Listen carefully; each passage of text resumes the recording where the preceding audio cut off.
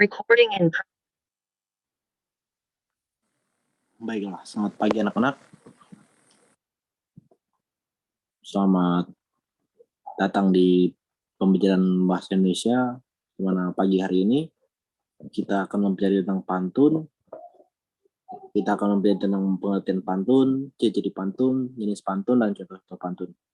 Bersama Bapak Leonardus Nardi di sini, Bapak akan memaparkan materi tentang pagi hari ini. Adalah kita berdoa menurut agama kepercayaan masing-masing. Berdoa mulai. Berdoa selesai. Oke, sebelum kegiatan dimulai, Bapak absen dulu ya. Oke, Cira. Wilona Cira ada? Oke. Roland Ratore, apakah ada? Nanti semuanya masuk ya hari ini. Oke, terima kasih. Langsung saja kita ke materi kita pada pagi hari ini tentang pantun.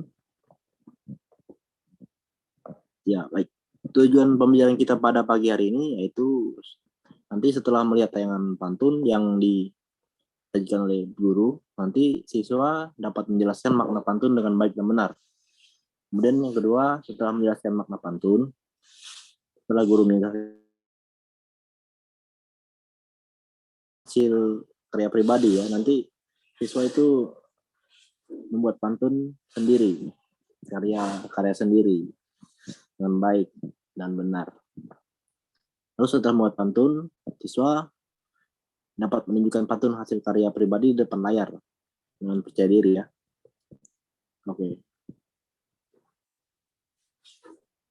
Sebelumnya materi yang pertama kita masuk ke pengertian pantun. Jaidan dan kawan-kawan tahun 1944, halaman 143. Ini mendefinisikan pantun ini sebagai jenis puisi lama. Jadi pantun itu sebagai puisi lama ya, anak-anak. Yang berasal dari bahasa Jawa kuno yaitu tutun, yang berarti mengatur atau menyusun. Jadi pantun itu sebenarnya berasal dari bahasa Jawa ya.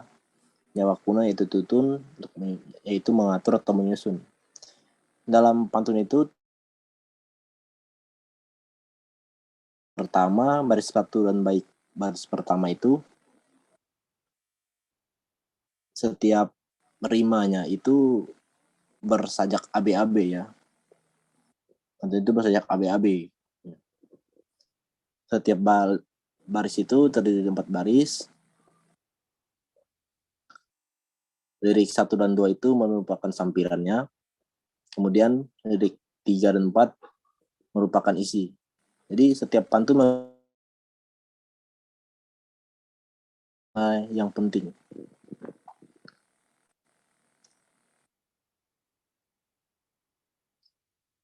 Baik, kita akan masuk ke ciri-ciri pantun.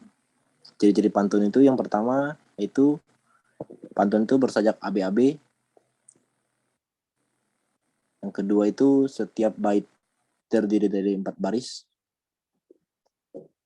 Jadi pantun itu terdiri dari 4 baris. Dan tiap baris itu terdiri dari 8 sampai 12 suku kata.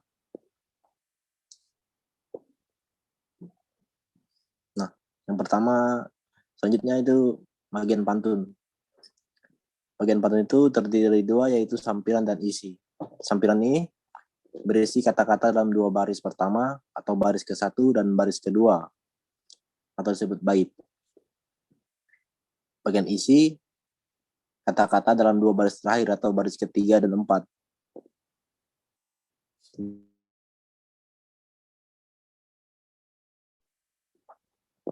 Nah, berdasarkan siklus atau kehidupan usia, jadi anak-anak pantun itu dibedakan menjadi 3 ya. Yang pertama itu adalah pantun anak-anak. Pantun anak yang ini berisikan tentang masa kanak-kanak yang menggambarkan masa makna sukacita dan maupun duka cita.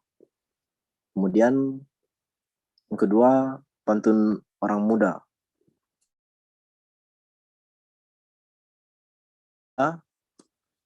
perkenalan, hubungan asmara tadi, rumah tangga, perasaan, dan nasib. Kemudian yang ketiga itu pantun orang tua. Pantun mengenai orang tua ini berisikan tentang adat budaya, berisikan tentang orang tua tentunya pasti, dan agama, kemudian nasihat.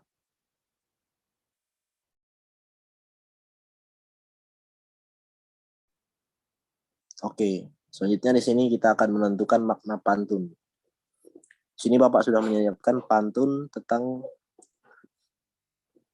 nasihat. Ya. Jadi silakan Bapak akan membacakannya. Pinang muda dibelah dua, manik-manik di hati rempah. Dari muda sampai ke tua, pengajaran baik jangan. Jadi anak-anak silahkan berdiskusi. Bapak kasih waktu sekitar 15 menit. Nanti berdasarkan hasil diskusinya itu siklus kehidupan, berdasarkan siklus kehidupan, pantun yang di atas ini masuk ke golongan yang mana? Apakah masuk ke golongan anak-anak atau orang muda atau orang tua? Kemudian apa makna yang terkandung dalam pantun ini? Ya,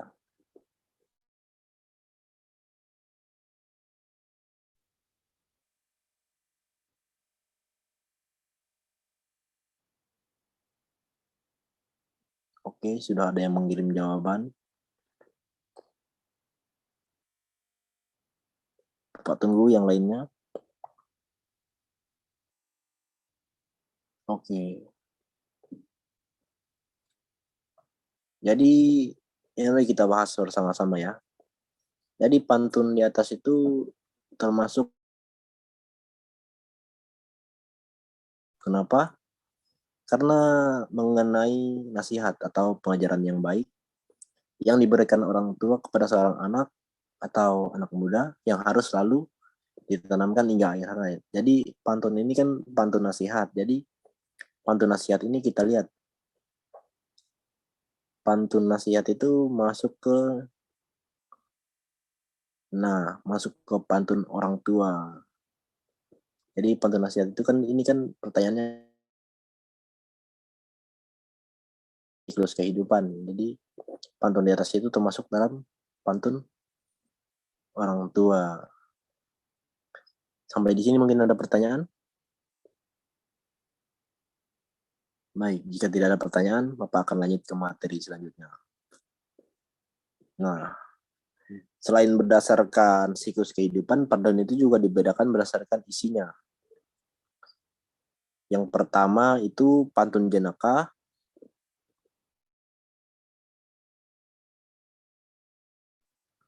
Dari katanya saja sudah jenaka, yang penting yang pasti sudah lucu, yang pasti lucu ya. Terus yang kedua itu pantun nasihat.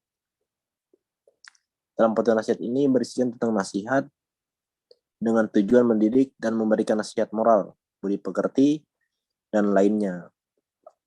Jadi berdasarkan isinya itu pantun juga ada pantun nasihat, di mana ini berisikan nasihat sudah pasti, dan yang bertujuan untuk mendidik, ya, dan nasihat moral, budi pekerti. Kemudian selanjutnya berdasarkan isinya itu pantun dibedakan ada pantun teka-teki. Nah, pada pantun teka-teki ini berisikan tentang jadi dalam pantun teka-teki ini ada aktivitas antara pendengar dan pembaca yang diberi kesempatan untuk menjawab atau dan pendengar atau pembaca diberi kesempatan untuk menjawab pertanyaan, menjawab teka-teki pantun tersebut. Jadi begitu anak-anak.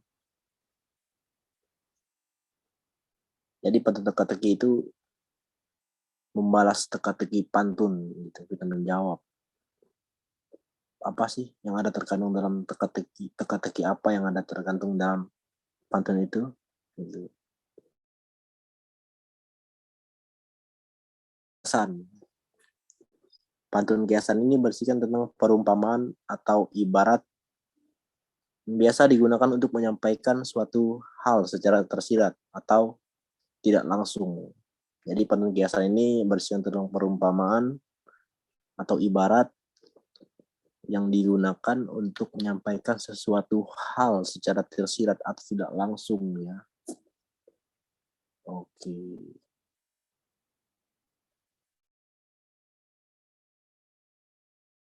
Dapat diterima? Mungkin ada pertanyaan? Baik, jika tidak ada, Bapak akan lanjutkan ke tugas ya.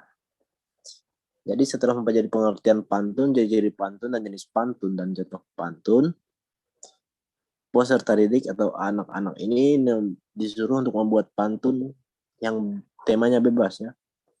Jadi menurut karya kalian sendiri nanti. Kemudian hasilnya nanti silakan dipresentasikan di depan layar.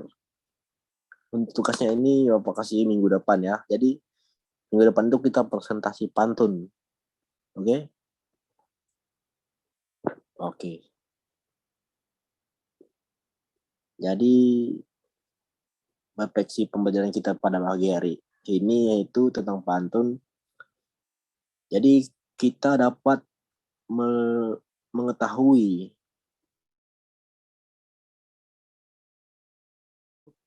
mengandung makna. Jadi siswa itu mempunyai pemikiran yang asosiatif. Jadi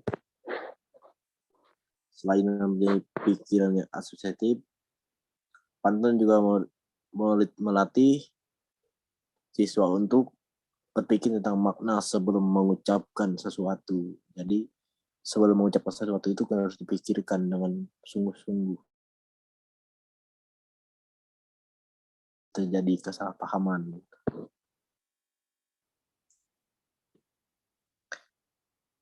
Jadi sekian untuk materi kita pada pagi hari ini. Marilah kita tutup dengan doa. Oke, marilah kita berdoa.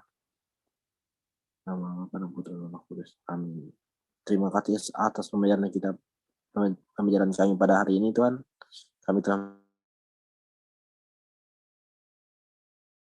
oleh Bapak Guru tadi dapat siswa-siswa terima dengan baik.